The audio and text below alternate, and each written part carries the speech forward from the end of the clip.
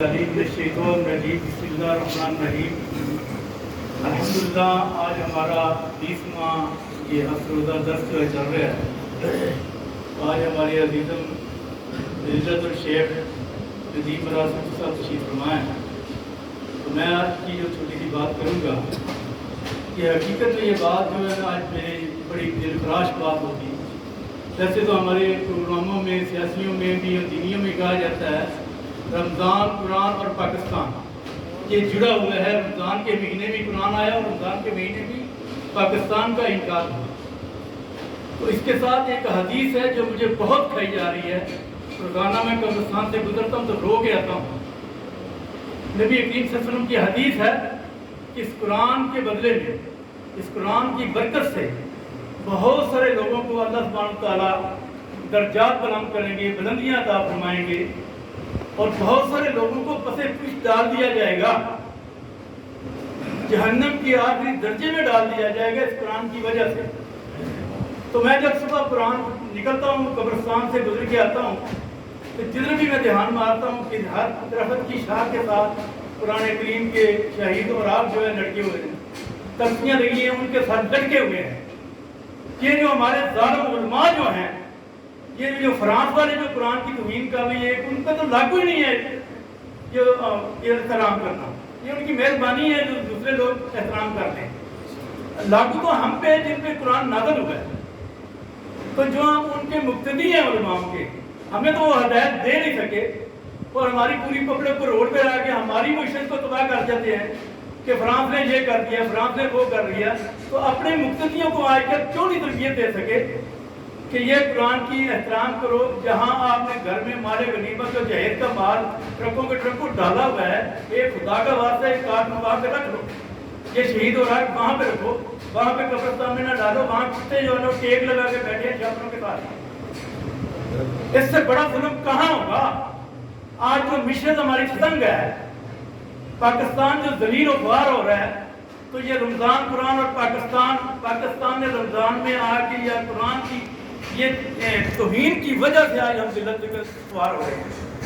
तो मैं इन उलमाओं के खिलाफ अल्लाह की बार में इस्तग़ासा खड़ा करता कि ये दूसरों के खिलाफ तो एहतजाज कर लेते हैं, तो अपनी आवाम को समझाते नहीं। जहाँ से ये अपनी मुश्किल चला रहे हैं, अपना निज़ाम चला रहे हैं, जिन मुक्तदियों की ये तरबियत कर रहे हैं, उनकी तरबियत ये नहीं कर रहे कि कुरान को कैसे संभालना है। जज़ाकुमुल्लाह खैर। बात समझे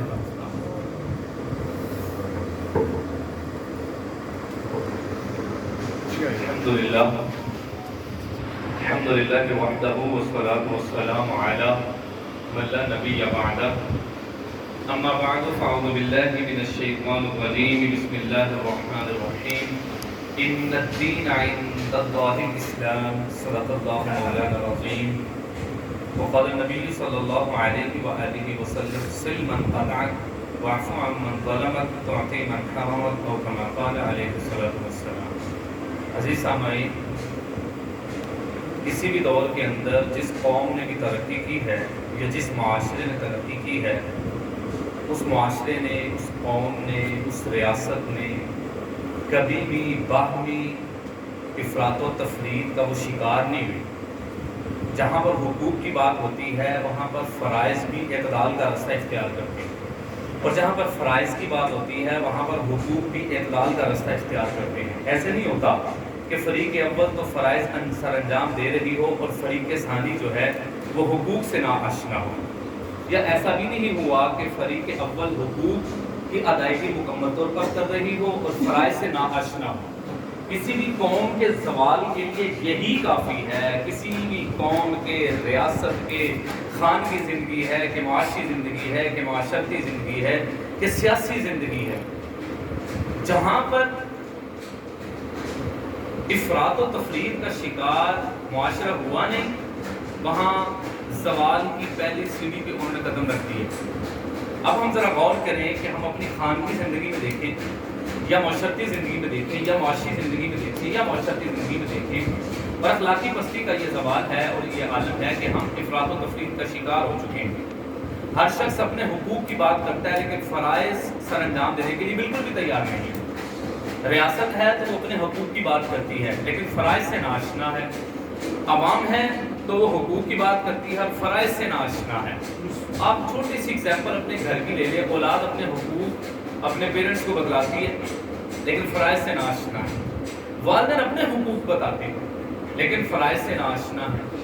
جب بھی یاد رکھیے ہم نے ریاست کی بات ہو یا معاشرے کی بات ہو یا ہماری خانگی زندگی کی بات ہو، جہاں پر حقوق کی ادائیگی ہوگی اس وقت تک جب تک ہم فرائض کی ادائیگی نہیں کریں گے ہم کبھی بھی کامیاب نہیں ہو سکتے. اب ذرا قرآن پاک کی طرف آئیے. قرآن پاک کہتا ہے ان الدین عند اللہ الاسلام. اسلام کا خاصہ رہا ہے کہ اس نے ہر دور کے اندر معاشرے کو افراط و تفریط کا شکار ہونے سے بچایا ہے. رسالت مآب صلی اللہ علیہ وآلہ وسلم کے دور کے اندر اور خلفائے راشدین کا دور اور تابعین و تبع تابعین کا دور اور علماء حق کا دور، انہوں نے ہمیشہ حق بات کی آواز کو بلند کیا ہے اور معاشرے کے اندر جو بگاڑ پیدا ہوتا ہے اس کی فنڈامنٹل جو چیز ہوتی ہے، جو بنیاد ہوتی ہے، وہاں سے پکڑا ہے. رسالت مآب صلی اللہ علیہ وآلہ وسلم کی آپ سیرت طیبہ اٹھا کر دیکھیے. آپ نے معاشرے کو گامزن کرنے کے لیے راہ راست پر اپنی ایڑی چوٹی کا زور لگایا اور صحابہ کرام رضوان اللہ علیہ مجمعین کو تیار کیا اور صحابہ کرام نے پھر آقا کریم علیہ السلام کے دیے ہوئے سیٹ اپ کو عرب پر نہیں بلکہ پوری دنیا پر گامزن کرنے کے لیے ایڑی چوٹی کا زور لگایا اور اس رسالت مآب کے حکم کو نافذ کرنے کے لیے اپنا جان مال ہر چیز قربان کی ہے. اب میں یہ جو افراط و تفریط کی بات کی ہے یہ بات بیان کرنے کے بعد میں آتا ہوں اس چیز پر جو مجھے حکم دیا گیا کہ ہم نے کون سی ایسی غلطیاں کی ہیں جس کی وجہ سے ہماری زندگی میں سکون نہیں ہے، ہمارے معاشرے میں سکون نہیں ہے، سیاست میں سکون نہیں ہے، ریاست میں سکون نہیں ہے، گھروں میں سکون نہیں ہے، میاں بیوی کی زندگی میں سکون نہیں ہے، باپ اور اولاد کی زندگی میں سکون نہیں ہے، ماں اور اولاد کی زندگی میں سکون نہیں ہے. وجہ کیا ہے؟ اس میں سے سب سے بڑا عمل جس سے میں بھی آ رہی ہوں، آپ لوگ بھی صحیح طرح سے اس پر عمل نہیں کر رہے اور وہ اس عمل کو جس کو ہم نے چھوڑا ہوا ہے وہ صلہ رحمی. صلہ رحمی ہے کیا؟ قرآن کیا کہتے ہیں؟ قرآن کہتا ہے وَآتِ ذَا الْقُرْبَى حَقَّهُ، قریبی رشتہ داروں کو ان کا حق دو. اور جو حق ہے اس میں سے سر فہرست صلہ رحمی کا حق ہے. اب صلہ رحمی نہ تو باپ اپنی اولاد کے ساتھ کرنے کے لیے تیار ہے، نہ اولاد باپ کے ساتھ کرنے کے لیے تیار ہے، نہ بیٹی ماں کے ساتھ کرنے کے لیے تیار ہے. قریبی رشتہ دار تو دور کی بات ہے، منہ بھولے رشتے تو دور کی بات ہے، انصار و مہاجرین جیسی ایگزامپل کو قائم کرنا تو دور کی بات ہے، یہاں تو خونی رشتوں کو جوڑنے کے لیے کوئی تیار نہیں ہے. اب قریبی رشتہ داروں میں جو سب سے بڑا حق ہے وہ باپ کا ہے، وہ ماں کا ہے. کبھی قرآن اٹھائیے 15واں پارہ کھولیے، آپ کو قرآن یہ کہتا ہوا نظر آئے گا وَقَضَىٰ رَبُّكَ أَلَّا تَعْبُدُوا إِلَّا إِيَّاهُ وَبِالْوَالِدَيْنِ إِحْسَانًا إِمَّا يَبْلُغَنَّ عِندَكَ الْكِبَرَ أَحَدُهُمَا أَوْ كِلَاهُمَا فَلَا تَقُل لَّهُمَا أُفٍّ وَلَا تَنْهَرْهُمَا وَقُل لَّهُمَا قَوْلًا كَرِيمًا وَاخْفِضْ لَهُمَا جَنَاحَ الذُّلِّ مِنَ الرَّحْمَةِ وَقُل رَّبِّ ارْحَمْهُمَا كَمَا رَبَّيَانِي صَغِيرًا. اف بھی کہنے کی اجازت نہیں ہے باپ کو، اف بھی کہنے کی اجازت نہیں ہے ماں کو. اور یہاں پر معاشرے میں نوجوان کا حال ہم نے باپ کے گریبان تک جاتا ہوا دیکھا اور یہاں پر ہم نے جوان بیٹی کی آواز اس بات پر بلند ہوتے ہوئے دیکھی کہ ماں نے صرف یہ پوچھ لیا بیٹی آپ کو کالج سے اسکول سے 2 بجے چھٹی ہوئی ہے، آپ 3 بجے تاخیر کا شکار کیوں ہوئی؟ اس پر ہم نے بیٹی کی آواز ماں کی آواز سے بلند ہوتے ہوئے دیکھی. اور آپ نے اس گجرانوالے کی پولیس کو یہ معاملہ بھی سالو کرتے ہوئے دیکھا اور وہ ویڈیو سوشل میڈیا پر وائرل ہوئی کہ جوان نے اپنی ماں کو گھر سے نکال دیا اور وہ داد رسی کے لیے آر پی او کے پاس پہنچ گئی کہ مجھے میرے گھر میں واپس بلایا جائے، میرا بیٹا میرے ساتھ سلوک صحیح نہیں کرتا. اب رسالت مآب صلی اللہ علیہ وسلم کی حدیث مبارکہ سنی. آقا کریم نے فرمایا، پوچھا گیا یا رسول اللہ قیامت کب آئے گی؟ آقا کریم نے اس موقع پر کسی دوسرے گناہ کا ذکر نہیں فرمایا. آپ نے فرمایا جب ماؤں کو ذلیل کیا جائے گا قیامت آ جائے گی. پھر آقا کریم نے دوسری حدیث میں ارشاد فرمایا جب نوجوان اپنے باپ کو وقت کم دے گا اور اپنے دوستوں کے گیٹ ٹوگیدر میں وقت زیادہ گزارے گا، خوش گپیاں لگائے گا، باپ کے سامنے آ کر اس کے منہ پہ 12 بجے ہوئے ہوں گے، چہرے پر 12 بجیں گے، باپ سے بات کرنا گوارا نہیں کرے گا. رات کو آئے گا تو سیدھا اپنے کمرے میں جائے گا، باپ کے کمرے میں جا کے سلام عرض کرنا تک گوارا نہیں کرے گا. سمجھو قیامت قریب آ چکی ہے. مجھے بتائیے کہ ہم اسی دور سے نہیں گزر رہے؟ ہم اسی دور سے گزر رہے ہیں کہ نہیں گزر رہے؟ جہاں پر ماں باپ کا ادب اور احترام کوئی نہیں رہا. اچھا جہاں پر دیکھیں اسلام افراط و تفریط کا شکار ہونے سے بچاتا ہے. اگر ماں باپ کے حقوق بتائے ہیں تو اولاد کے بھی برابر برابر حقوق بتائے ہیں. اور یہاں پر بیٹے کو تو سب کچھ دیا جاتا ہے، بیٹی کی باری آتی ہے تو مٹھی کو بند کر لیا جاتا ہے. بیٹے کو صحیح سب سے زیادہ اور وقت سے پہلے سہولیات فراہم کر دی جاتی ہیں. اس کی تعلیم پہ بھی خرچ کیا جاتا ہے، اس کے طرز بود و باش پہ بھی خرچ کیا جاتا ہے، اس کے لباس پہ خرچ کیا جاتا ہے. لیکن جب بیٹی کی باری آتی ہے تو ہمارے ہاتھ تنگ ہو جاتے ہیں. اور یاد رکھیے بیٹیوں کو کبھی بوجھ نہ سمجھیں. اگر بیٹی بڑا جملہ میں کہنے لگا ہوں، اس جملے کو اپنے دل کی صاف تختیوں پہ جگہ دیجیے گا. بیٹیاں اگر بوجھ ہوتی تو رسالت امام کے گھر کے اندر 4 بیٹیاں کبھی نہ کھیلتی. اور یہاں پر مجھے وہ شعر یاد آ رہا ہے کہ بیٹیاں ہر کسی کے مقدر میں کہاں ہوتی ہیں، گھر خدا کو جو پسند آئیں وہاں ہوتی ہیں. رسالت امام صلی اللہ علیہ وسلم اپنی بیٹی کے استقبال کے لیے اپنی مسرت سے کھڑے ہو کر اپنی بیٹی کو اپنے سینے سے لگا لیتے تھے. حضرت فاطمہ الزہرا رضی اللہ تعالیٰ عنہ کا چہرے پر ماتھے پر بوسہ دیا کرتے تھے اور دروازے پر رخصت کرنے کے لیے آیا کرتے تھے. آج کا بھائی اپنی بہن کا حصہ دبانے کے لیے بیٹھا ہوا ہے. یہ عید آ رہی ہے، یہ ہماری بہنیں اور ہماری بیٹیاں یہ 1 کلو سمئیاں اور 1 کلو چاول اور 1 کلو چینی کی بھوکی نہیں ہے. صرف ان کو پیار چاہیے اور وہ ایک آس اور امید لگائے بیٹھی ہیں کہ سال ختم ہونے والا ہے، عید آ رہی ہے، میرا بھائی کب میرے آنگن میں قدم رکھے گا. اور آپ اس کو یقین کریں 1 کلو چینی دیتے ہیں نا، وہ یہ جھولی اٹھا کے نا تو کروڑوں کی دعائیں بھی دیتی ہے اور گھر گھر میں جا کے اپنی عیدی بھی دکھا رہی ہوتی ہے کہ میرا بھائی میرے لیے عیدی لے کر آئے. اپنے وقت میں سے قیمتی وقت میں سے تھوڑا سا وقت صلہ رحمی پر بھی لگائیں، اپنی بہنوں پر اپنا وقت خرچ کریں.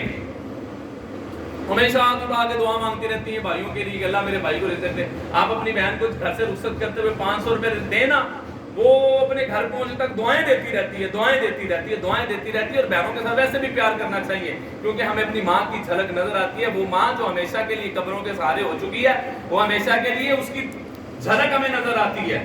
اور ماں تو پھر ماں ہی ہوتی ہے، ماں کا تو متبادل ہے کوئی نہیں. تو صلہ رحمی بہن کے ساتھ بھی برابر، باپ کے ساتھ بھی برابر اور ماں کے ساتھ بھی برابر.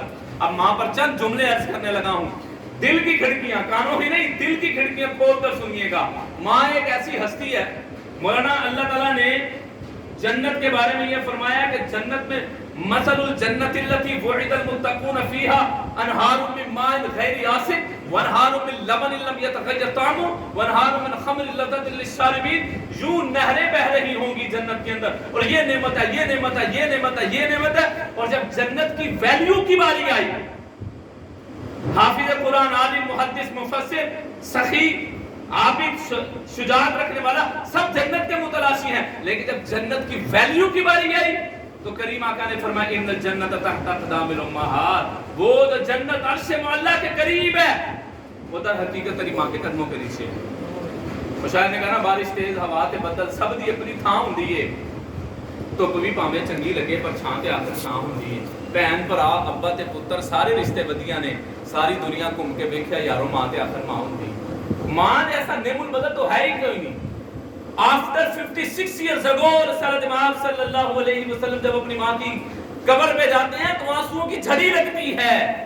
اور جب مصلے پہ کھڑے ہوتے ہیں اور صحابہ کے جمع غفیر ہے اور آقا کریم اپنی ایڑیاں اٹھا کر جب مجمع کی طرف دیکھتے ہیں اور آنکھوں سے آنسو نکلتے ہیں، صحابہ پوچھتے ہیں یا رسول اللہ یہ آپ کی آنکھوں سے آنسو کیوں نکلے؟ آقا کریم نے فرمایا کاش آج میری ماں زندہ ہوتی اور وہ دیکھتی کہ محمد کے دین پر کس طرح بہار آ چکی ہے. جب کامیابی ملتی ہے نا اور کامیابی دکھانے کے لیے جب ماں نہیں ہوتی پھر وہ کامیابی کوئی نہیں لگتی. اس لیے اپنے مال کو اپنے ماں باپ پہ خرچ کرنا چاہیے. اور خالہ کتنا انمول رشتہ ہے. کبھی آپ نے غور کیا؟ رسالت امام کے پاس ایک صحابی ہے کہ یا رسول اللہ میری تو ماں دنیا سے چلی گئی، بڑی کمیاں کوتاہیاں رہ گئی، میں کیا کروں کہ میری ماں کی بھی بخشش ہو جائے اور جو کمیاں مجھ میں رہ گئی ہیں وہ پوری ہو جائیں اور ان کمیوں کا ازالہ ہو جائے. کیا خوبصورت جملہ میرے نبی نے فرمایا. آپ نے یہ نہیں کہا مسلح ڈالا تے اتھے کھلو جا ساری رات. آپ نے یہ نہیں کہا تلوار اٹھا اور چلا جا میدان جہاد میں. آپ نے تو چلا کاٹنے کا کوئی نہیں کہا. آقا کریم نے فرمایا تیری خالہ ہے فرمایا جا اس کی خدمت کر، اس کی خدمت کرنے کی وجہ سے تیری ماں کی بھی بخشش ہو جائے گی اور تیری غلطیاں جو کمیاں کوتاہیاں رہ گئی اللہ اس کا بھی زیادہ فرما دے گا۔ ہر سال بیت گئے، کوئی خالہ سے ملنے کے لیے گیا ہی نہیں ہے، خالہ میں جو ماں کا روپ نظر آتا ہے اس کی خدمت کرنے کے لیے گیا ہی کوئی نہیں ہے، خالہ جو ماں کے قائم مقام اس کی طرف کوئی گیا ہی نہیں، اس کے ساتھ صلہ رحمی کسی نے کی نہیں ہے۔ آج ہم چونکہ سب کانٹیننٹ میں رہتے ہیں، بر صغیر میں رہتے تھے، ہندو اور سکھوں کے ساتھ رہتے تھے، ہمارے ہاں ایک کلچر چل پڑا، ہم جٹوں میں بڑا وہ کلچر ہے شریکہ۔ شریکہ کیا ہے؟ شریکے کا بیسک مطلب یہ تھا یہ غم کا شریک ہے، اس کے غم کو بانٹنا ہے۔ اگر ہمیں خوشیاں مل گئی اس میں اپنوں کو شریک کر لو، چچا کو شریک کر لو، تایا کو شریک کر لو۔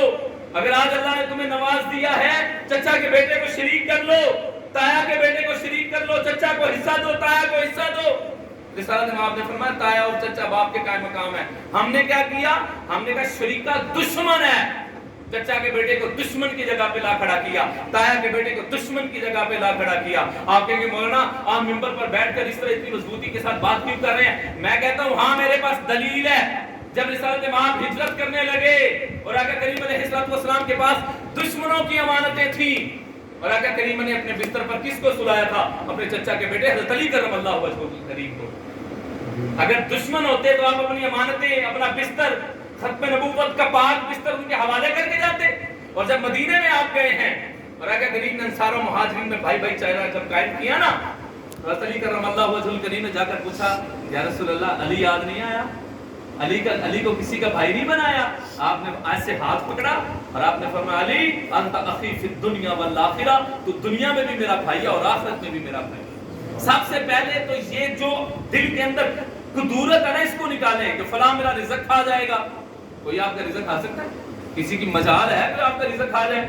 کیونکہ رزق آپ کو کس نے دیا ہے؟ اللہ نے، اور اس کا موافق بھی اللہ ہے۔ ہاں جب آپ کسی کو کھلائیں گے تو زیادہ ہوگا، کیونکہ جو آپ کسی کو کھلاتے ہیں یہ ڈائریکٹ اللہ کے ساتھ کاروبار ہے، اور جو اللہ کے ساتھ کاروبار کرتا ہے اس کو کبھی گھاٹے کا سودا ہو سکتا ہے؟ کبھی نہیں ہو سکتا۔ تو رسالت میں آپ نے فرمایا 3 کام تم کرو، جنت کی ضمانت میں دیتا ہوں۔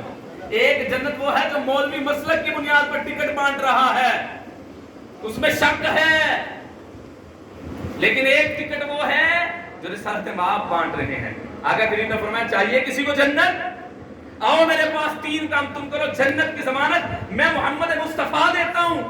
کون سا کام یا رسول اللہ صلی اللہ علیہ وسلم؟ آپ نے فرمایا جو توڑے اسے جوڑ لو، جو رشتہ توڑے اس سے جوڑ لو، جو ناراض ہے اس کو راضی کر لو، واعف عمن ظلمک، جسے تمہارے ساتھ زیادتی کی اللہ کی رضا کے لیے معاف کر دو، تو من حرمت، تمہارے ذمہ اگر کسی کا حق ہے اس کا حق ادا کر دو۔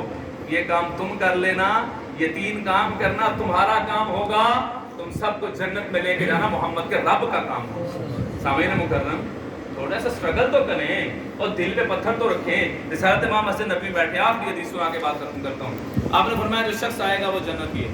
تو آپ نے دیکھا ایک بزرگ سے ابھی داخل ہو گئے، پھر اگلے دن آپ نے سیم یہی الفاظ استعمال کیے، آپ نے فرمایا جو شخص آئے گا وہ جنتی ہوگا، پھر وہی صحابی بزرگ صحابی۔ تیسرے دن پھر میرے نبی نے فرمایا جو شخص آئے گا داخل ہوگا وہ جنتی ہوگا، پھر وہی۔ عبداللہ ابن عمر رضی اللہ عنہ کے دل کے اندر خواہش پیدا ہوئی، بابا جی کیڑا ایسا کام کرتے ہیں جی روایت اور رسالت میں آپ کی زبان عالی شان سے 3 دن بشارت ملی۔ ان کے گھر میں 3 دن کے مہمان بنے، عمل کو دیکھنے کے لیے گئے تھے کہ یہ رات کو اٹھیں گے، قیام کریں گے، گڑ گڑائیں گے، ذکر کریں گے، قرآن پڑھ، ایسا کوئی عمل ہی نہیں کیا۔ عشاء رسالت میں آپ کے پیچھے آ کے سو گئے، خراٹے مارے، فجر میں رسالت میں آپ کے پیچھے جا کے فجر پڑھی۔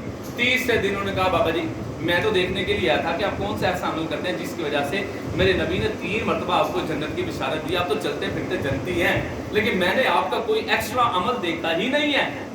وہ مسکرائے، آپ نے فرمایا بھتیجے پتہ ہے میں کیا عمل کرتا ہوں؟ فرمایا جی، فرمایا میں کوئی لمبا قیام، کوئی تہجد کے نفل، کوئی گڑ گڑانا کچھ نہیں کرتا، ہاں جب سونے کے لیے بستر پہ آتا ہوں دل کی طرف توجہ کرتا ہوں، جس سے میں ناراض ہوتا ہوں سب کو معاف کر کے سویا کرتا ہوں۔ معاف کرنا کوئی چھوٹا عمل ہے؟ یہ معاف کرنا کس کی صفت ہے؟ اللہ کی۔ معاف کرنا کس کی صفت ہے؟ اللہ کی صفت ہے۔ اور جو بندہ اللہ کی صفت خاصہ جو شرک نہیں ہے، جس سے شرک واجب نہیں آتا، اس صفت کو جب اپنانے کی کوشش کرتا ہے تو اللہ تعالیٰ کی ذات اس کے اندر وہ خاصہ عطا فرما دیتے ہیں، اور قیامت والے دن اللہ کہتے ہیں تو میرے بندوں کو معاف کرتا تھا، جب بندوں کو معاف کرنے کی وجہ سے آج میں تجھے بھی معاف کر دیتا ہوں۔ وہ یہ چاہتا ہے کہ اللہ اس کو معاف کریں، اس کو چاہیے کہ اپنے ماتحتوں کو معاف کرنا سیکھ لے۔ اللہ سے دعا ہے اللہ مجھے اور آپ کو اس پر عمل کرنے کی توفیق عطا فرمائے۔ وآخر دعوانا